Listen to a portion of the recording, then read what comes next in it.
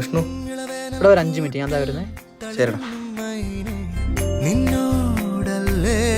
5 minute പറഞ്ഞിട്ട് എന്ത് ചെയ്യാൻ? എടാ നീ ഇപ്പം വരാന്ന് പറഞ്ഞ തുണി കഴുവാന്നോ? സോറി അളി, ഞാൻ കഴിവിട്ടില്ലെങ്കിലേ അമ്മയെടുത്ത് കഴിവിട്ടിടാം. അമ്മ കഴിവിടത്തില്ല, പിന്നെന്ത് കുഴപ്പം? രാവിലെ സൂര്യ ഉദിക്കുന്നതിന് മുന്നേ തുടങ്ങുന്ന അമ്മയുടെ ജോലിയാണ്.